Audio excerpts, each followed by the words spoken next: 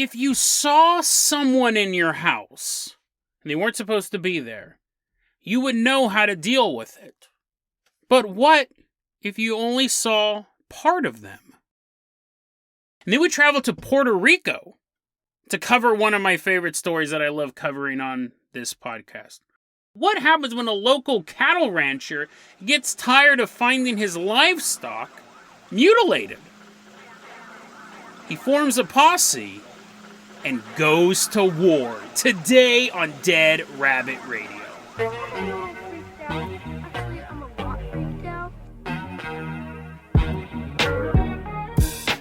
Hey everyone, welcome back to another episode of Dead Rabbit Radio. I'm your host, Jason Carpenter. I'm having a great day. I hope you guys are having a great day too. I mean it every time I say it. I really do hope you guys are having a great day. And I hope you guys have some fun plans for the weekend coming up.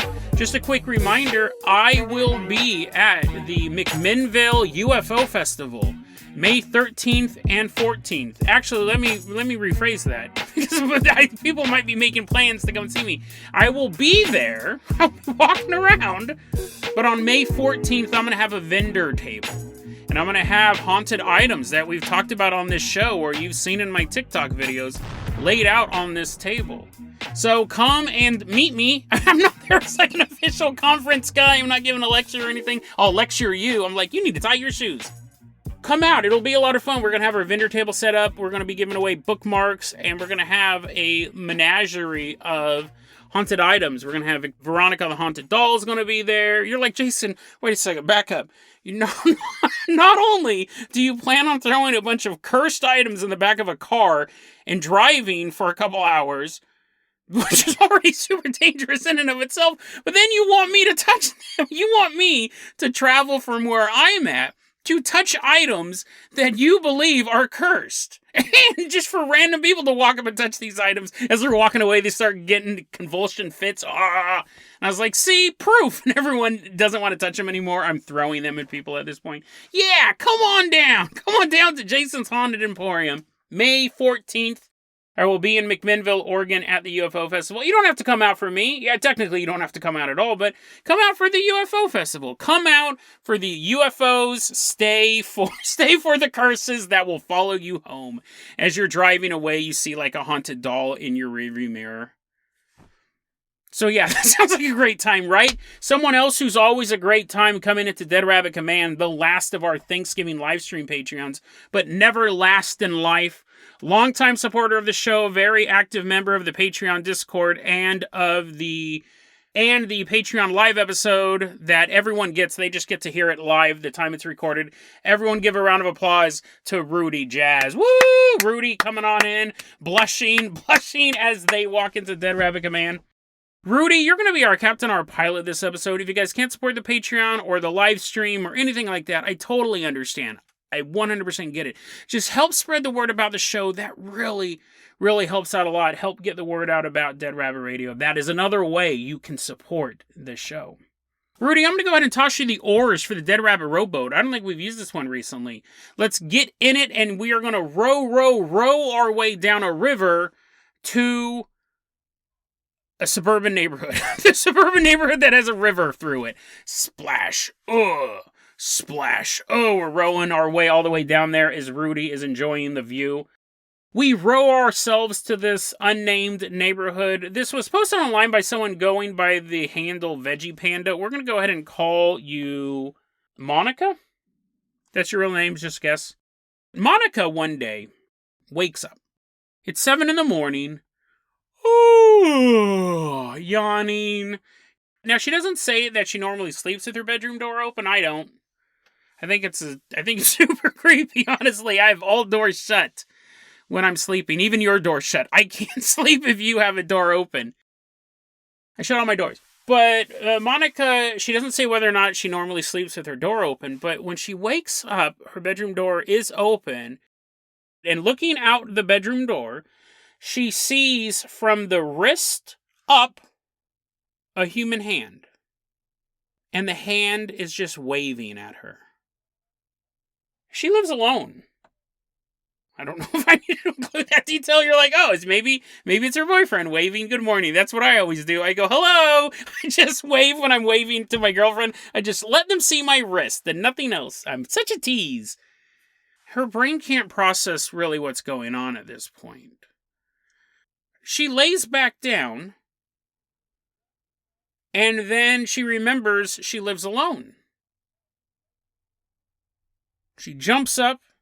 She grabs her mace, which apparently she keeps in her bedroom, and if not, everyone should sleep with their doors shut, and everyone should sleep armed. She grabs her mace. She begins checking the house. She goes room to room looking for the person who was waving at her. She doesn't find anybody. And so she posts this online, and it was titled, "I saw a hand wave at me this morning." So this just happened a couple weeks ago. But that's not where her story ends. I mean, technically I did end it, and you thought I was tricking you. I was seeing if you were paying attention. I know you're washing your dishes right now. That's not where the story ends. She goes, I gotta be honest with you, I've been under a lot of stress. My best friend died recently. I'm dealing with that and processing all of that stuff. But, so it could be stress, right? But, this also isn't the first time I've just seen a hand. She said when she was a child, she was sitting in her daybed. So how old would you be when you're in a daybed? And I don't know, like 9 months, 3 years old, something like somewhere in between a fetus and a conscious human child who wears clothes and can talk. Somewhere in that time period, right? She's sitting in her daybed, and apparently, I guess it's like a crib, maybe, because it has bars on it. You're like, Jason, please just look up the definition of daybed before you make it a main factor of your story. She says she's sitting in the daybed, and she sees a human hand reach up and wrap its fingers around one of the bars. And she begins screaming, because she is terrified by this. She knows that there shouldn't be anyone in here.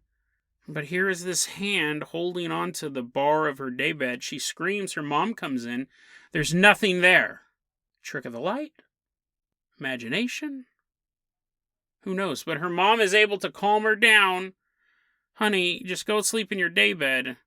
You either start school tomorrow, or I'm going to breastfeed you. It's somewhere in between there. How old you are. The hand closed around the bar, and it disappeared, and the mom leaves, and then little Monica's sitting in her daybed, and right when the mom leaves, the hand returns. It slides up the side of the daybed and grabs onto one of the bars. She goes, all I could do was hide under my blanket. And I stayed there. To this day, she's posting this online from her daybed. She's totally grown out of it as an adult. We've done a couple episodes recently about phantom hands. This is a super recent phenomenon that I've come across.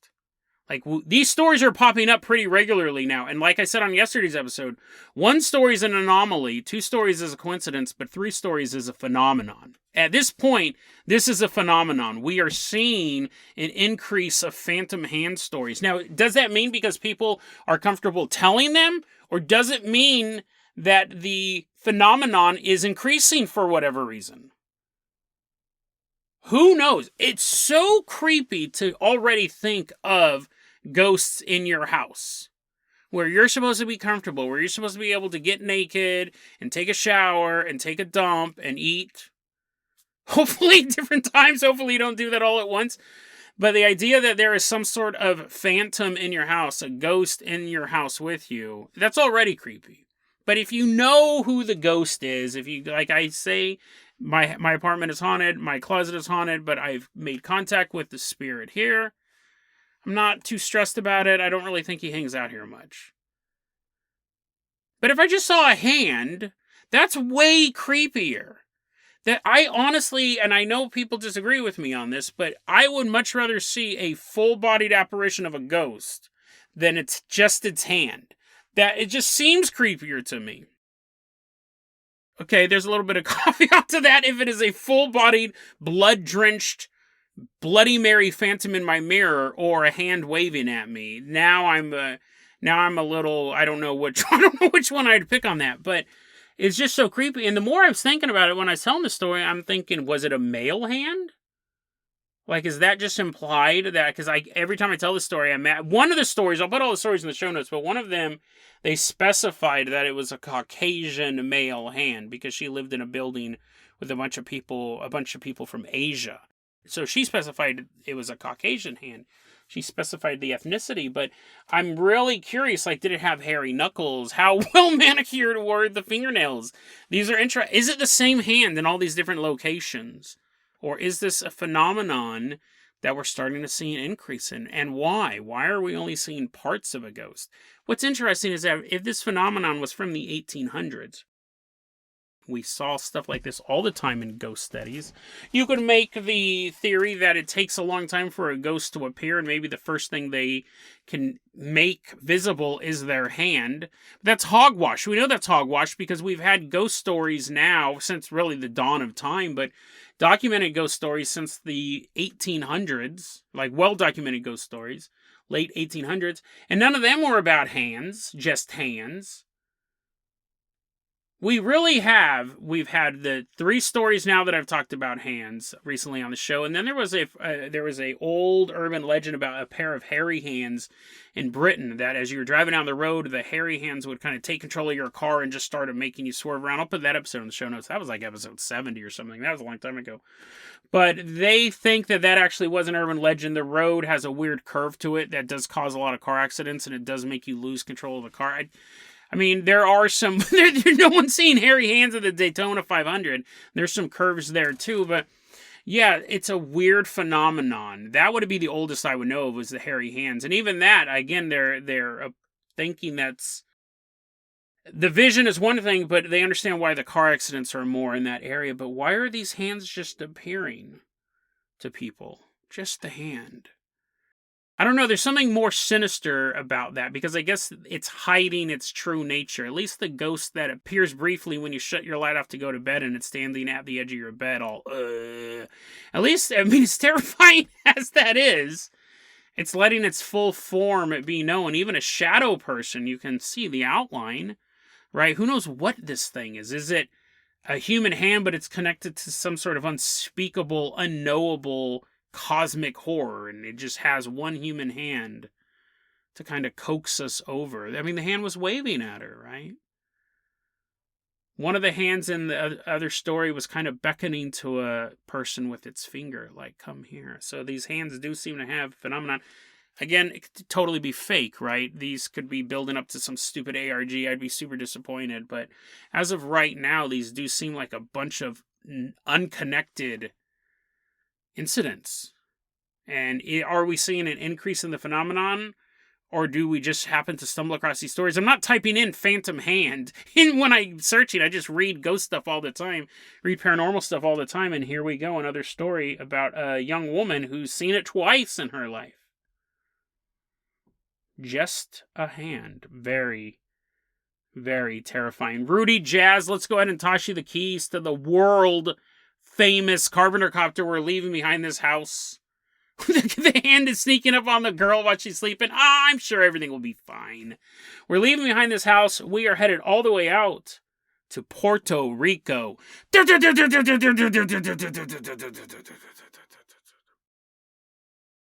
Specifically, we're headed to northern Puerto Rico. And the year is 1980. It's late at night. And there's a local ranch owned by a man, we're going to call him Peter. Peter comes out of his house and he looks at all of his cows and probably some chickens too, maybe a goat. And he looks out and he's like, good night, farm. He's the village idiot. Good night, farms. Good night, everybody. Good night, well. Good night, moon. And he walks into his house knowing that everything is right with his life. He's lived a good life. He has a good piece of land. He has all this cattle. Next morning he wakes up. Oh, man, I can't wait to say hi to everyone. They'll be so surprised. And he walks outside and hi cows, hi goat. He doesn't really like to go that much. He's all perturbed. He's like, fine, I'll say hi to you too. Hi, chickens. But then as he's going about his real job, right? He's not an idiot. He's not actually doing this. He's walking around. He's doing his job. He sees all this cattle, but one of his cows is missing. A while later, hey, Peter, guess what, dude? I found one of your cows, dude. He's dead. Peter's like, oh, what, dude, man? And so he goes out and he gets shown his cow, and it's classic cattle mutilation. Holes bored into it, missing blood, all of that stuff that we see with cattle mutilation. 1980, cattle mutilations were just really starting to take off. It was the 80s, and it was really one reporter, Linda Moulton Howe. She was an investigative journalist for like a legitimate I forgot what it was like ABC or CBS or something like that, like a legitimate news site.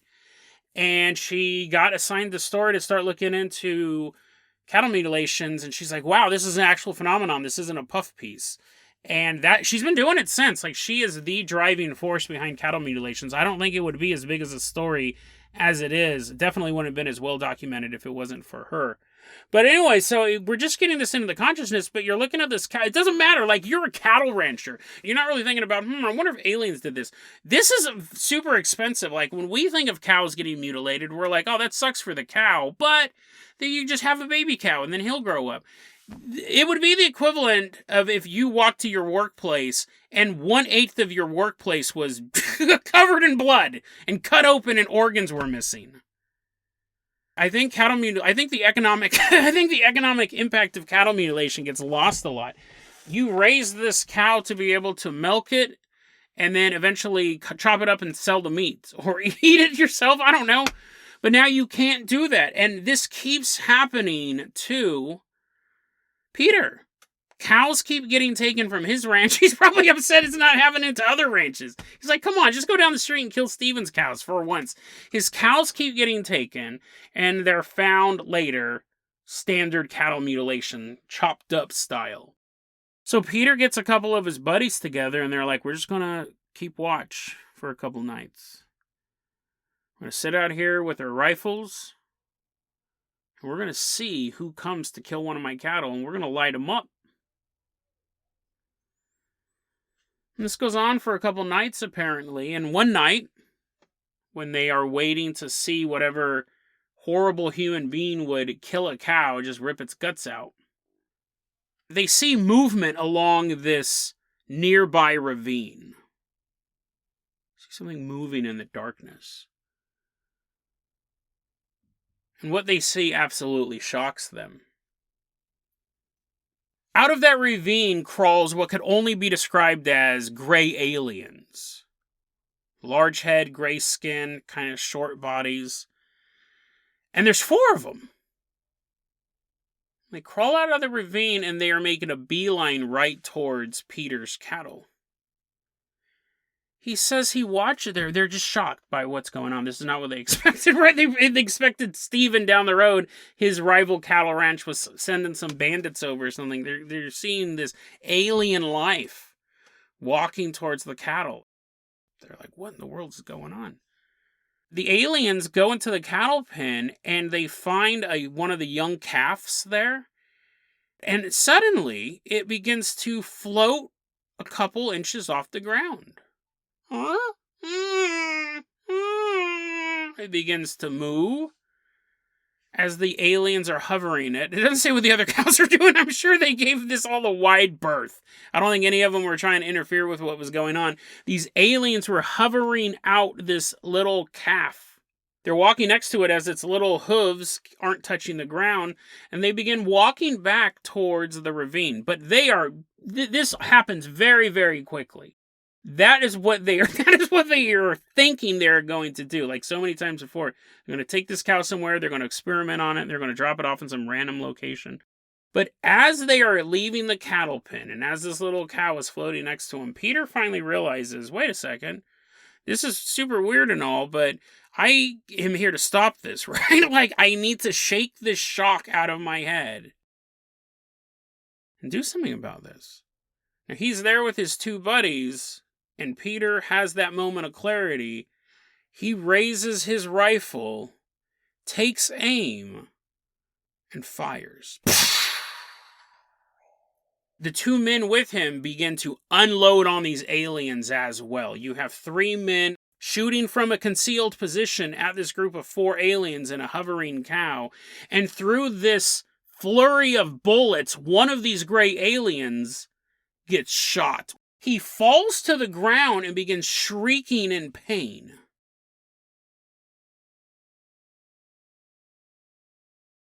The calf stops hovering. He's actually now on the ground. I'm assuming he's running for cover. He's like, I gotta get out of here. I'm gonna milk my pants. He's running away. The 3 gray aliens are looking at their fallen comrade, and no alien left behind is apparently their motto, because they grab him and they begin to drag him towards the nearby ravine. But humans don't quit. Humans don't quit. They continue to fire on this group. They're trying to carry away their wounded buddy, but Peter and these 2 dudes aren't having any of it. They continue to shoot at the aliens to the point that they have to leave behind their fallen brethren. They have traveled the cosmos together. They've seen sights that we can't even comprehend, but this brotherhood is ending tonight. These 3 aliens have to leave behind their buddy, and they begin to run off. They can't make it to the ravine in time. They turn and they head off to a nearby wooded area, disappear into the trees, leaving behind their fallen comrade. He's bleeding out alien blood that soaks into the soil of Earth, and he begins to crawl across the ground.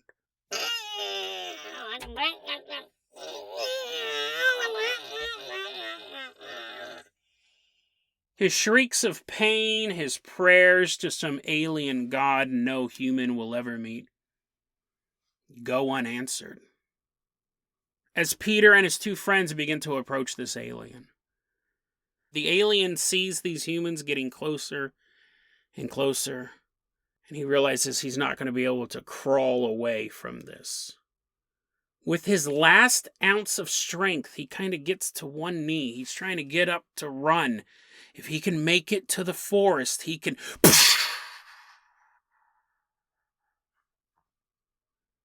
Peter puts a bullet right through this alien's neck.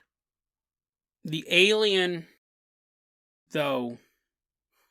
That's so insane. The alien, though, is still alive.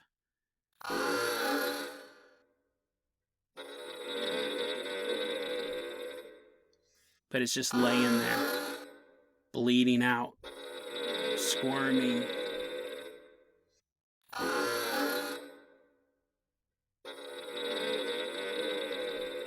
Looking down at this creature, maybe in a fit of wrath, or maybe in an act of mercy.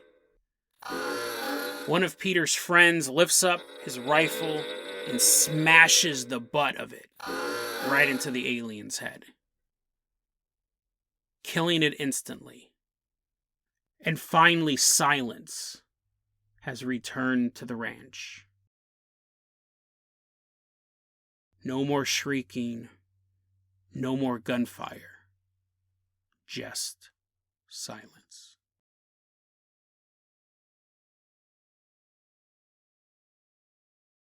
Peter took the body and had it preserved in formaldehyde, an alcohol formaldehyde mixture. And photos of this creature have begun to circulate around. Well, when I say begun, actually, we're going back to the year 1980. For a while, this was a very famous alien story, very famous UFO story. You can actually see a photo of it. There's no... Let me finish the story proper, but... what happened was he preserved the body in formaldehyde, began showing it around. Photos started to be taken of this creature, and eventually Puerto Rican authorities and then U.S. authorities began to visit him, trying to get the body. And he hid it. He never revealed where the alien is to this day. That is how the story ends. The government wanting to find this and him not revealing it to anyone else. It's a super interesting story. We do see a photo of it appearing in a magazine called Evidencia OVNI, number 11. I'll put all of that in the show notes. You can look at the picture. This story I got from ThinkAboutItDocs.com. Again, one of my favorite resources for this show and just for recreational reading when it comes to UFO stuff. They got it from a story written by Jorge Martin. We've covered stuff that he's done before. He is a big writer, if not the writer, for Evidencia OVNI, which is a Spanish language UFO magazine. I'm not for sure if they're still in print today, but they still have left a huge presence in the UFO community. What's interesting about the story is that if you look at Evidencia OVNI number 11, you'll see a picture of this alien. We have no scope of size of how big this alien is. Now, in the story I just told you, we have these gray aliens that are standard gray aliens crawling out of the ravine.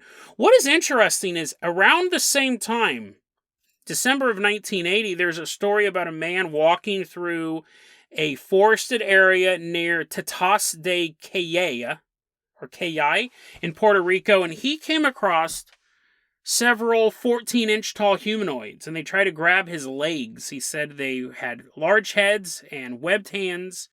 He grabbed a branch and knocked one of these in the head, and it smashed its head open, killing it instantly. The rest of the tiny guys moved into the woods, and he then took the tiny body to a local chemist and had it put into formaldehyde. Pictures of this circulated, and the item is being hid to this day. It's interesting, when we look at ThinkAboutItDocs.com, we have this piece. It has both of these stories, and it says, source tends to think that this is the version that is the most accurate, but does not rule out two separate incidents. So ThinkAboutItDocs.com does have both of these stories as well, and says, listen, it could be two separate stories, but if the photo is real, because see, we have the photo of the little alien. It does look incredibly small. You figure if a full-sized gray alien, they tend to be 3 to 4 feet tall. Sometimes they're taller, but usually they're about 3 to 4 feet tall. The photo, it looks much, much smaller than that. So they say the photo itself could be related to this story. But you also have to think that disinformation, right? If you have a legitimate story, you could easily come up with a fake story, and then everything gets blurred trying to cover up the actual story. Now, there's possibly two versions of the story. There's possibly two events. We've been to Puerto Rico a lot on this show. It does seem to be very active with UFO activity, which is interesting. Not a lot of cryptids, not a lot of ghosts, but a ton of UFOs. And the fact that Puerto Rico is, in essence, the 51st U.S. state, has a large U.S. presence, but is more isolated, it makes it interesting that any of this alien craft could be rival governments or aliens that want to test things against America without being fully cited by the full scope of the American military, but still have a presence in American territory. So it's interesting that we have a ton of UFO stories coming out of Puerto Rico, and alien stories specifically. Not just sightings, but aliens. But I love this story, obviously, because I love stories where aliens get blasted. The war between humans and aliens, you know, it might just be a pipe dream. Oh, someday it may happen. I'm like looking at my window as cartoon birds are flying around, and there's an alien dropship sending down death squads. You know, obviously, on the one hand, I hope it never happens, because it would result in, like, probably our destruction and the enslavement of humanity for a couple hundred years until we fought back and used their own weapons against them. But, you know, the idea of an alien is a superior force, and I'm a guy who roots for the underdog. And I'm a human, right? So I'm always going to be on the side of humans, but the idea of aliens coming down and messing with our stuff, messing with our money, never get between a man and his money, and that's what these aliens were doing. They're taking this guy's cattle, they're chopping them up, they're dissecting them, taking out organs, draining that sweet, sweet blood, and the guy's losing money. He's losing money. So that's the motto, right? If you cost a man $1, you get shot in the neck. I love this story, right? It has everything I love. It has aliens, it has guns shooting aliens, and what more could you ask for? Then you also gotta think about it this way, too. I mean, I don't want to think about it this way, but I've got to be realistic. We know that it's tit for tat. You come at me, I come at you. You bring a knife, I bring a gun, that type of thing. You kill one of my people, I'm going to kill 10 of yours. You go after me, I'm going to find like your fourth cousin. I'm going to take him out. That was an accident, actually. I just ran over some random guy and it turned out to be your fourth cousin. That was an accident. But you know what I mean? Like, you have this tit for tat. And what if that is going on? What if for every time we do shoot an alien, because it's not super common, but we do come across them from time to time. What if those 3 gray aliens in the woods were like, oh, we're gonna we're gonna do so much more probing this weekend. You thought us taking your cattle were bad. Just wait until we take you. You know what I mean? Like, vengeance. Is that a human emotion? Or did we start the alien abduction craze? Like, is it because we were trying to shoot down their aircraft? They're just flying around, right? Kenneth Arnold, the old-timey UFO stories, just UFOs flying around, and then we were trying to shoot them down. We were chasing them. They weren't doing anything weird. Sure, they were stealing this man's cattle, but aliens getting shot at, whatever, being pursued, being vilified. Maybe that's the reason why they started abducting people. It wasn't their first goal, but that became the mission. And it's not because of any sort of scientific principle. It's out of cold, calculating revenge. To them, they're like, what's a cow? Like, we don't even know what money is. This is just a big thing that we can operate on, and we can see how Earth biology works, and now you're shooting us in the neck? When we're already down? We're already, like, crawling? And that didn't even kill me, bro!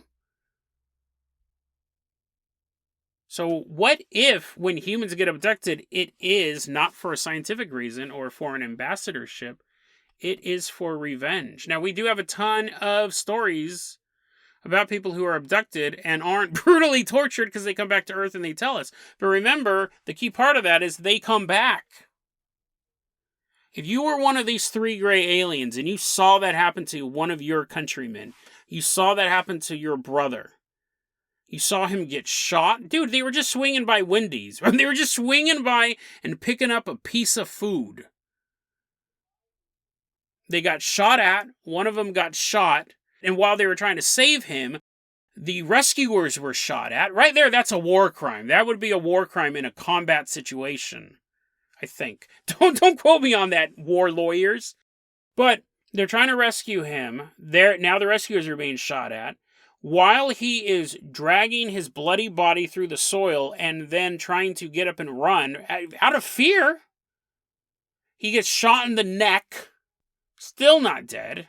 And then finally you watch the person you've spent countless decades with flying through the cosmos, you watch his brains get splattered across Puerto Rican mud. You tell me you wouldn't take revenge. You tell me that you wouldn't find some sort of sadistic delight in abducting frightened school children, taking them aboard your UFO. And then you're reading the newspaper. You're laughing as you're reading all the newspaper articles about the moms like, please just send my children home. The alien's like, ha, ha, ha, ha, ha. Maybe not that sadistic. It's UFO. He has newspaper clippings of all the kids he's kidnapped. They're like, we really need to tell B-Borp. He needs to calm it down a little bit. This is getting a little spooky, right? But you would take revenge. And if you're going to take revenge against Peter, you would take revenge against somebody.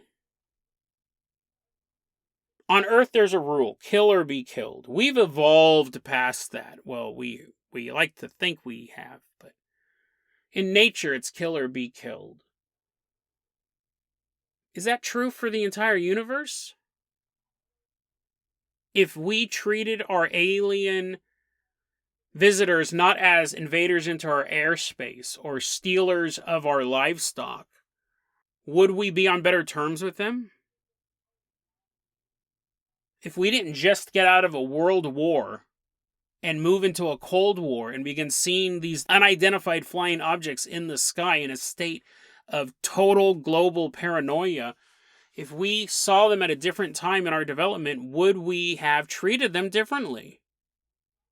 Because the way history is played out is we have chased them out of the air, we have tried to shoot them down, we've shot down a few UFOs, We find crashes and take the survivors, where they die because they have no alien medical help.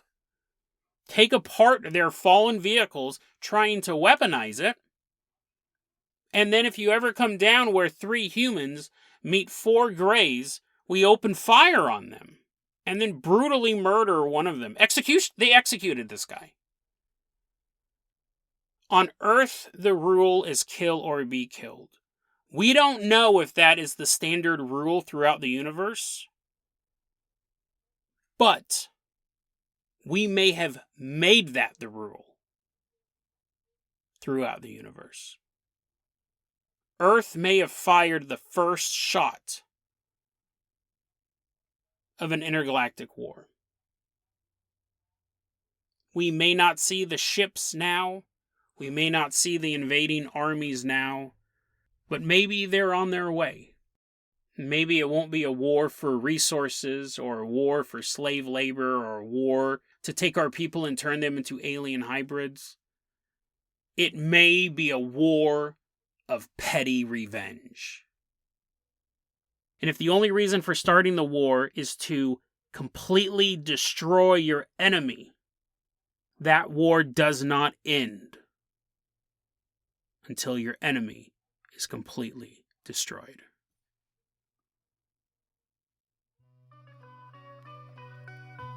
deadrabbitradio@gmail.com is going to be our email address. You can also hit us up at facebook.com/deadrabbitradio. TikTok is @deadrabbitradio. Dead Rabbit Radio is the daily paranormal conspiracy and true crime podcast. You don't have to listen to it every day, but I'm glad you listened to it today.